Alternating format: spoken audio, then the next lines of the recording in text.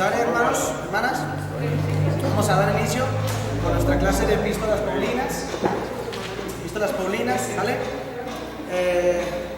Vamos a comenzar orando. Comenzamos poniéndonos en las manos de Dios y después comenzamos con la clase, ¿vale?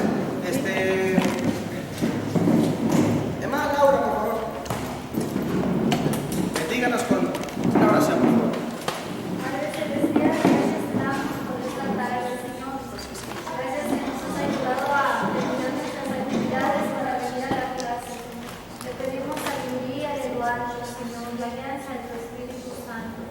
Ayuda divina, Señor, bendice a nuestro Maestro, Padre, darles de tu gracia, Señor.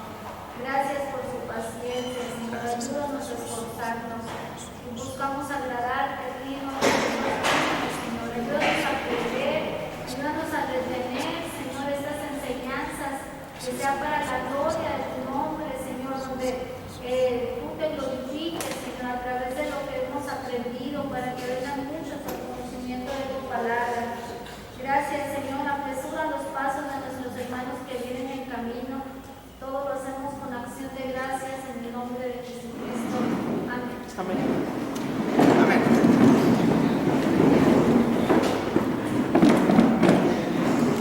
Siento raros y lentes, como que no se alcanzó a ver bien a los ojos. Dos cosas, hermanos, antes de que iniciemos la clase. La primera cosa ¿de qué graduación tienes? Te digo si sí o si no. A ver, ¿quién estamos? Más seguido. Se me hace que tú necesitas más o menos. Sí, porque luego se me seca. Dos cosas. La primera es, contemplo que hasta hoy el grupo, es decir, nosotros como grupo, aún, pues no sé ustedes qué consideran al respecto o qué piensan al respecto, pero considero que como grupo todavía no aprendemos a trabajar como tal, ¿verdad? Como grupo, ¿verdad?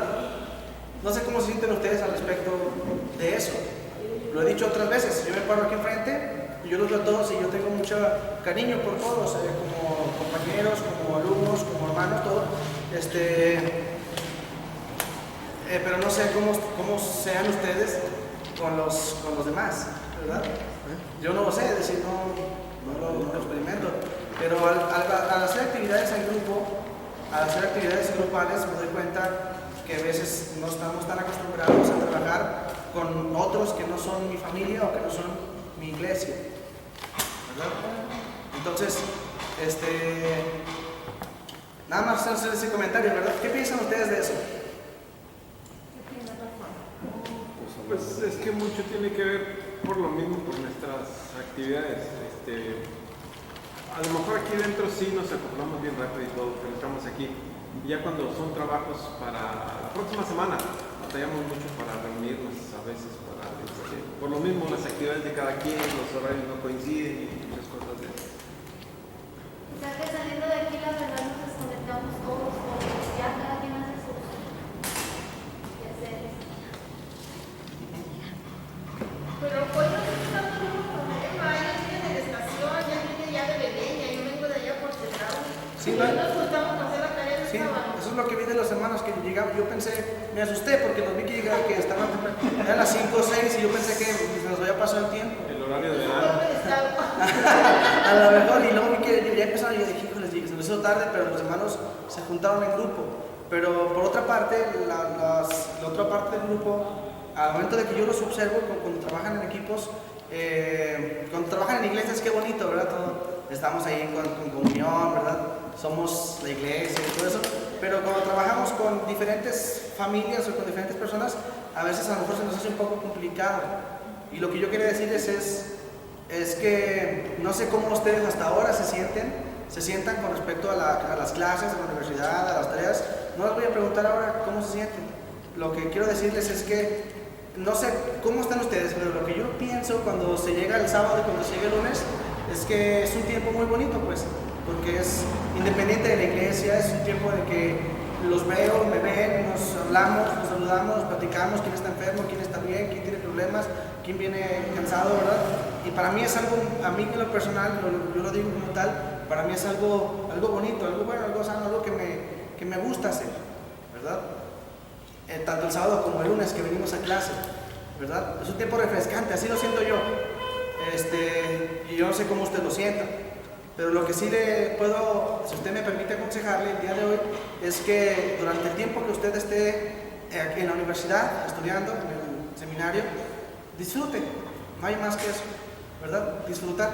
Disfrute su tiempo de estudio, su tiempo de capacitación, su tiempo de aprendizaje, porque esos tiempos ya no vuelven más, ¿verdad? Ya no va a volver más ese tiempo es el único en su vida probablemente, y ya no va a volver, es el único, es la única oportunidad a lo mejor o la única vez que va a convivir con esos precisamente hermanos, esos precisamente hermanas, en ese mismo lugar, en esa misma silla, en todo. Entonces, disfrútelo, ¿verdad? Disfrútelo con todo lo que tiene, con todo lo que puede, con todo lo que es usted, porque así es, ¿verdad? Cuando ya no esté usted estudiando teología, a lo mejor va a recordar los tiempos de clase, los tiempos de estudio, los tiempos de cansancio, los tiempos de aburrimiento, los tiempos de tareas, y los va a extrañar. Esa es la verdad, ¿verdad? Entonces, eso es lo que yo le aconsejo. Disfrute de eso, ¿verdad? Disfrútelo con su corazón, disfrútelo con todo lo que tiene, ¿verdad? Es un tiempo muy bueno. ¿Sale? ¿Algún comentario con respecto a eso? ¿No?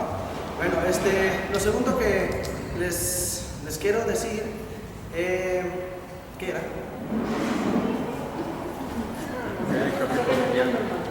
No, de verdad. Lo primero es que quería hacer esa mención acerca del trabajo los trabajos en equipos, porque pues es como les menciono, o sea, ustedes están estudiando y hacer un trabajo en equipo con personas que a lo mejor no son su familia y su iglesia, eso también es un tiempo de disfrutarlo también, ¿verdad? Es un tiempo de bendición también, ¿verdad? Es diferente al tiempo de la iglesia, porque la iglesia es la iglesia.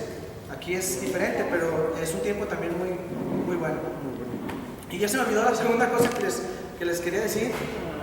No era así muy importante, solamente algo. Sí, pero ahorita me acuerdo, se los digo, ¿verdad? Ok, vamos a comenzar con la clase de epístolas paulinas. Hasta el día de hoy, ¿qué es lo que tenemos que ver en cuanto a tareas? ¿Qué tienen ustedes hasta ahora? Segunda de Corintios, primera y segunda de Corintios. ¿Primera y segunda de Corintios? Sí. Ok, tenemos una, dos. No. Primera. Nomás hasta la primera. Sí, nomás hasta la primera. Sí, ya tiene segunda primera, ¿verdad? Es que ustedes hicieron uno solo por los dos, ¿verdad? Pero hicieron dos páginas, por eso estuvo bien, ¿verdad? Ok, hasta hoy tienen que haber leído ya un capítulo de Corintios, ¿verdad? ¿Sale? Ok, Pastor Osvaldo, ¿lo tiene? Presente, hermano, presente. ¿Sí lo tiene? Sí, hermano, y yo hice de primera y segunda. De primera nomás. De la primera carta. Sí. Nada más una lectura rápida, nada más así. Por favor, pase aquí frente de la cámara para que la cámara lo vea, lo observe. Que lo pasan en YouTube. Sí, hermano, alrededor del mundo lo van a ver. Saludos de YouTube. Saludos de los cercanos de la universidad. En YouTube. En coreano, por favor. Aloha. En YouTube el hermano Osvaldo. Aloha. Sí, el hermano Osvaldo. Saludos a todos los universitarios. Me tocó hacer el ensayo de la epístola de primera de Corintios, la epístola de San Pablo. Y hice algo así, corto pero muy bonito, me gustó a mí. Pablo, llamado a ser apóstol de Jesucristo por voluntad de Dios, a la iglesia de Dios que está en Corintios, santificado en Cristo Jesús, llamados santos a todos los que invocan el nombre de su Jesucristo. Bien, la sabiduría espiritual, Jesús a través de los apóstoles, el apóstol Pablo. Nos narra el apóstol Pablo que hay personas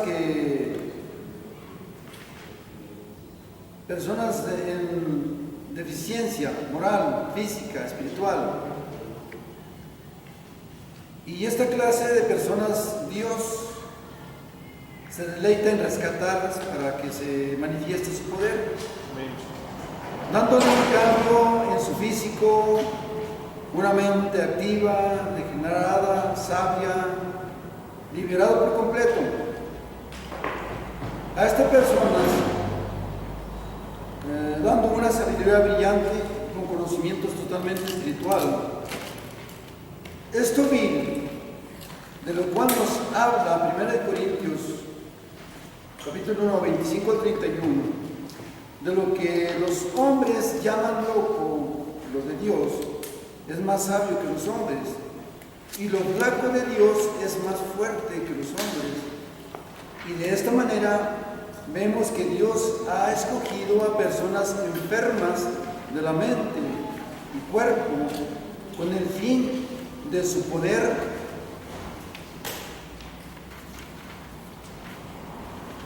con el fin de manifestar su poder.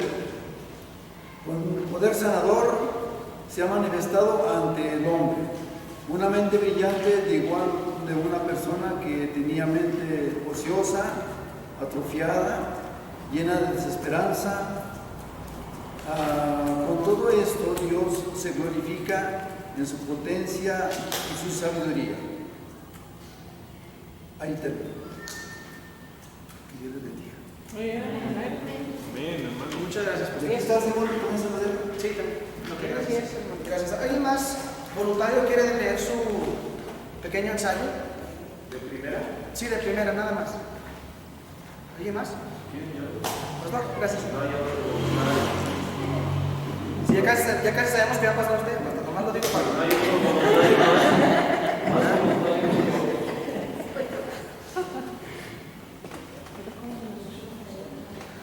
Voy a salir del internet. Alrededor del mundo. Buenas tardes. Sobre la primera, yo lo tomé del capítulo 1, del capítulo 1 de Corintios, la primera Corintios. En ese capítulo Pablo reprende a los corintios por las divisiones internas que había en esa iglesia, debido a que idealizaban a sus líderes y creaban competencia y celos innecesarios, ya que la doctrina enseñada por Pablo, por Pedro y por Apolos era la misma, y la correcta enseñanza acerca de la salvación por la obra de Cristo en la cruz, independientemente de quién de ellos la predicara. Y aunque esa doctrina les pareciera a los no creyentes perdidos una tontería o ridiculez, en cambio para los creyentes en Cristo es y siempre será el único camino cierto de salvación eterna. Al final del primer capítulo, Pablo les hace comprender la maravillosa gracia de Dios que nos escogió, a pesar de que no somos para nada importantes, sino débiles y menospreciados entre los que el mundo tiene como sabios y entendidos. Pero al ser elegidos así por la libre y soberana voluntad de Dios, ninguno podrá jactarse de logros o de méritos personales, por lo que si alguno quería enorgullecerse, podría enorgullecerse, pero solo y únicamente del Señor Jesucristo. El apóstol estaba satisfecho de Dios, quien había derramado entre los de Corintio abundantes dones espirituales, tal vez como en ninguna otra iglesia. Sin embargo, creemos que también fue una de las iglesias que más problemas le ocasionaron a Pablo, debido a la falta de discernimiento de aquellos creyentes para usar los dones espirituales y también para convivir entre ellos mismos, ya que más adelante Pablo se vio obligado, como se puede apreciar en capítulos posteriores, a reprenderlos por el desorden en sus comidas y en sus reuniones y por el comportamiento inmoral de algunos, y tuvo que enseñarles puntualmente sobre el correcto uso e importancia de cada uno de los dones espirituales, estableciendo como el principal el don del amor. Eso fue todo. Gracias, pastor. Gracias. No me la dejan. No las junto yo todas, sino como una sola. Ah, ok. Cada una pasar. Sí, no, si no, nos vamos a llenar de papeles. Ok, hermanos. Hasta el día de hoy ustedes leyeron Corintios, ¿verdad? Sí, amén. ¿Sí? ¿Todos? Bien. O sea, no Corintios, sino un capítulo nomás de Corintios, ¿no? No es, ¿verdad? Sí, nomás un capítulo, hermano. No, nomás un capítulo. Bueno, qué bueno que lean la Biblia, pero pero nada más como tarea de un capítulo y ya usted hace su ensayo, ¿verdad? Eso de los ensayos es fácil, los hermanos lo están haciendo, ¿verdad? Ven cómo ellos lo explican, es decir, ellos en sus ensayos son diferentes obviamente, pero en sus ensayos lo que hacen es explicar qué es lo que pasa en ese capítulo, ¿verdad? ¿Qué está hablando Pablo? ¿Por qué lo está diciendo? ¿Cuál es la temática? ¿Qué está hablando allí, verdad? Yo no sé cómo hacen Una ustedes. pregunta, pastor. Yo a veces actualizo la doctrina de aquellos tiempos y hablo como aplicándola también para nosotros, que es universal. Pero ¿está bien eso o nos limitamos solamente a la época aquella? Yo pienso que, se fijan, el sistema de la universidad cristiana es amplio y es objetivo, como lo mencionó Gael. Creo que las clases están en la plataforma de acuerdo al orden de cada una de las materias, ¿verdad? A lo mejor ustedes se dan cuenta de eso, pero si ustedes, por ejemplo, estamos estudiando las Paulinas, se necesita estudiar aunado de las Paulinas algo de ¿qué? De interpretación.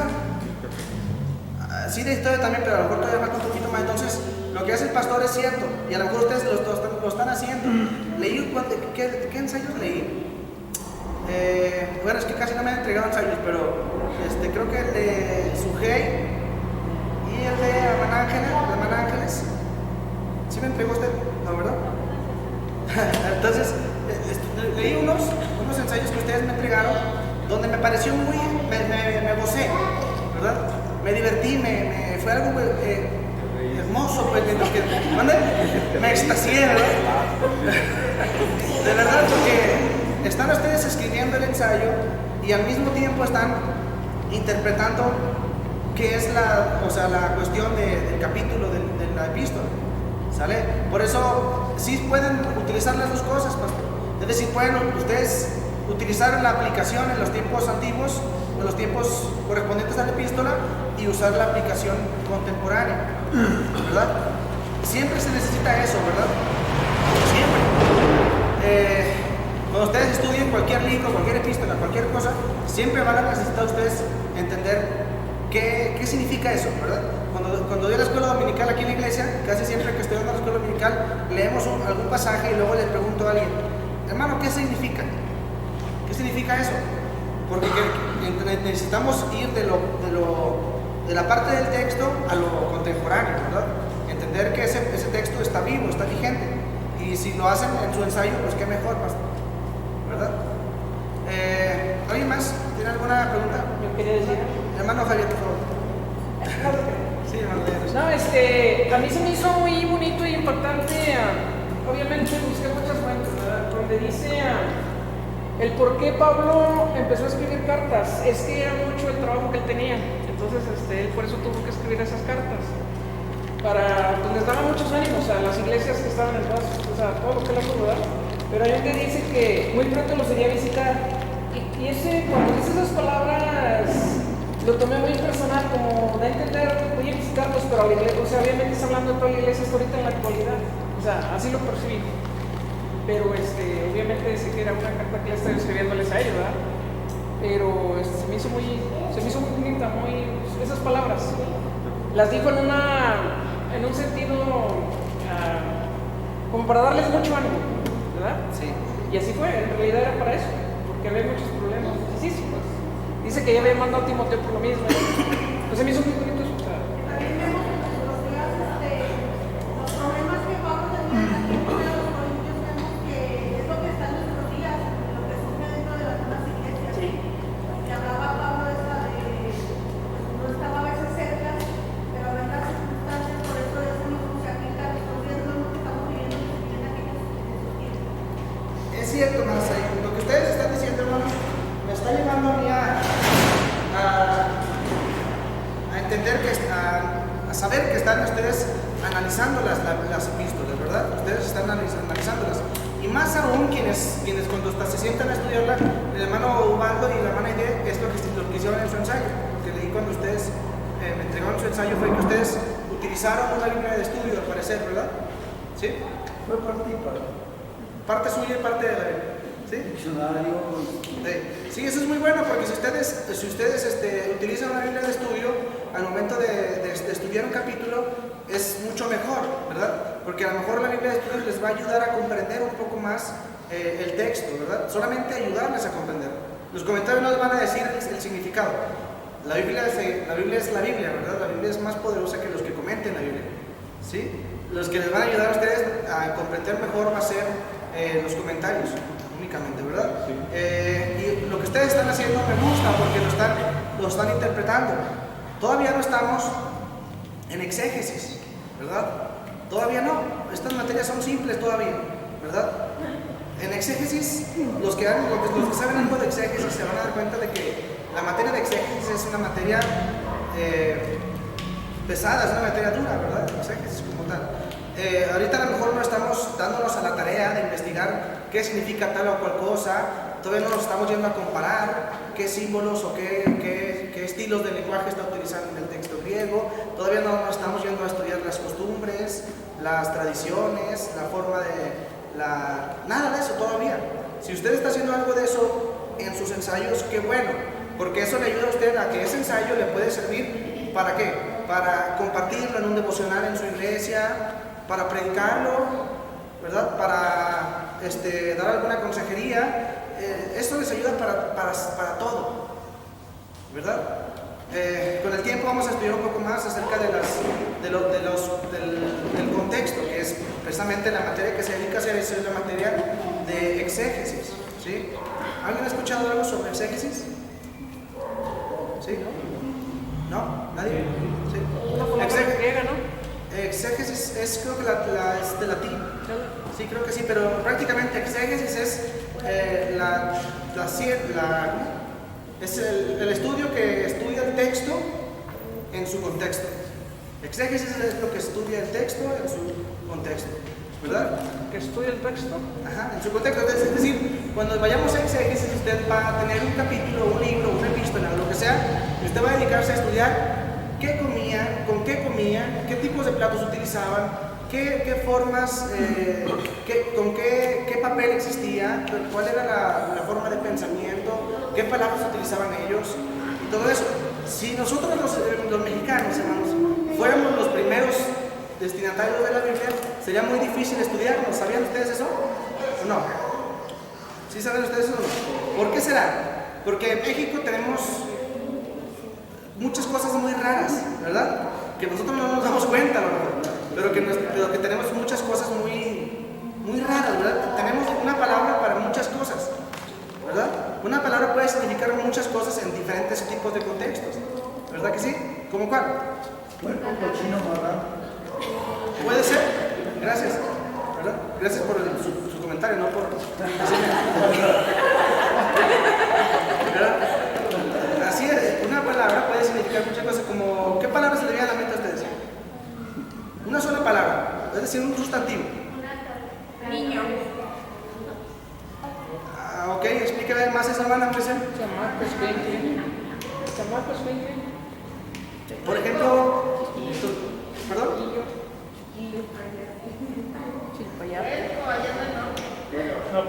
Es que está preguntando Sí. una palabra. Por ejemplo,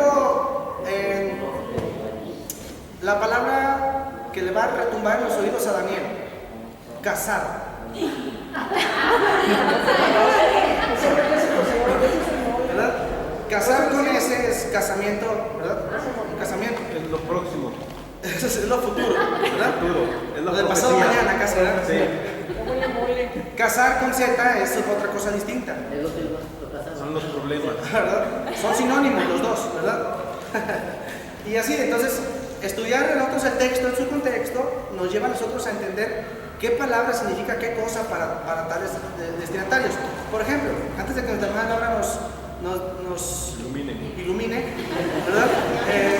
Por ejemplo, ustedes recuerdan, no sé si ya he puesto ese ejemplo otra vez, pero ustedes recuerdan en algún momento en Corinto, si ustedes a lo mejor lo leyeron o alguien lo leyó por ahí, la parte donde el apóstol les habla acerca de que las mujeres no deben profetizar Con el cabello descubierto. con el cabello descubierto. ¿Qué es eso? ¿Qué significa eso?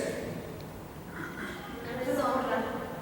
Pero, ¿qué significa en su contexto? Es decir, En nuestro tiempo podemos decir, bueno, lo que significa es que las mujeres tienen que estar con velo todo el tiempo, ¿verdad? Y nos hacemos apostólicos.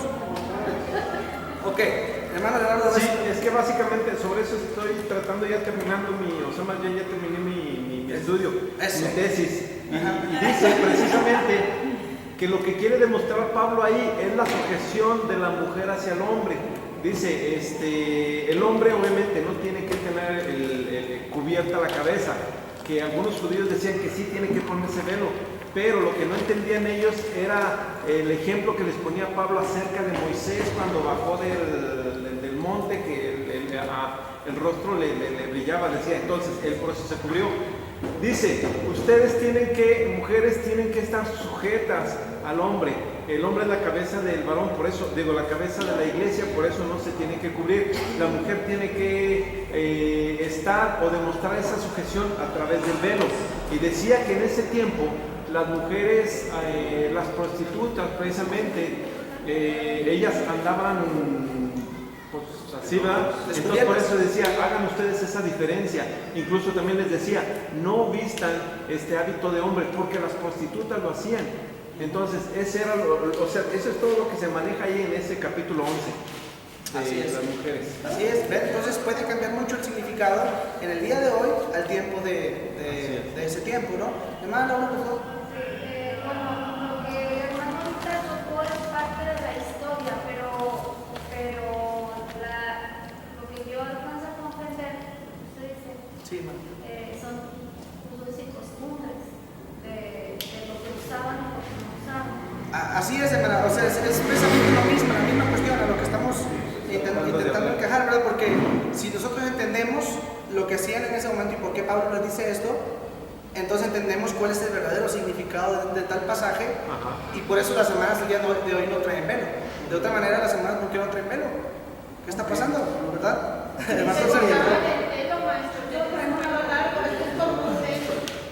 Así es, el día de hoy el cabello de mujer es el velo que cubre su cuerpo. Sí, es cierto, hermana. Punto menos. Muy importante. Sí, pastor. Miren, los mesiánicos gentiles judaizantes actuales tratan de establecer en todo el mundo las costumbres judías. Eso no es el espíritu del Señor Jesucristo. Seríamos rechazados, bueno, los judíos, sería rechazado querer ir a naciones lejanas que no tienen nada que ver con la cultura judía para ir a imponer ese tipo de costumbres y muchas otras. Por eso es que cuando viene el Señor Jesucristo, nos envía por todo el mundo, ciertamente, pero con una síntesis de salvación y no nos manda a judaizar. Por eso Pablo se opone y resiste a los que querían, acabando de creer en Cristo, volverlos atrás. Pero esas tendencias no se han acabado. Muchas iglesias de ahora y nuevas que están surgiendo las quieren imponer. Así es, pastor. Esa cuestión de intentar judaizar cuando primeramente Jesús habló acerca de que ya no hay una mera diferencia entre judío ni griego, esclavo ni libre, ¿verdad? Y más que ahora somos gentiles, no somos judíos, por más que le hagan la vida, no somos judíos. Así es, ¿verdad? Gentiles que al mismo tiempo son y somos el pueblo de Dios, ¿verdad? Ok, hermanos, con eso, con lo que estoy mencionando con lo que estoy mencionando les estoy intimándoles para que deseen entrar a la materia de exégesis, porque exégesis es pesada, la verdad, es dura, es difícil, la verdad. ¿Por qué? Porque hay que estudiar libros, porque hay que leer comentarios, porque hay que ir a estudiar el texto, porque hay que aprender algunas palabras en griego, porque hay que aprender el alfabeto en griego al menos. Hay que hacer cosas, ¿verdad? Pero a pesar de eso, es algo hermoso, ¿verdad? Es algo bellísimo, es algo muy, muy bueno, ¿verdad? Cuando ustedes estén por graduar, ustedes van a hacer un trabajo exegético, donde sobre el trabajo exegético ustedes se van a encontrar en un mar. Van a decir, híjole, ahora sí ya no sé qué estoy haciendo, ¿verdad? Porque van a encontrarse ustedes con un mar de estudio, donde una sola palabra les va a llevar a estudiar 5 horas en su casa. Una sola palabra. ¿Sale? Una sola cuestión. ¿Verdad? Cuando yo me gradué en el seminario, 6 meses estudié 10 pasajes. Durante 6 meses, 10 pasajes, nomás 6 meses estudiando 10 pasajes. Y siento que no acabé.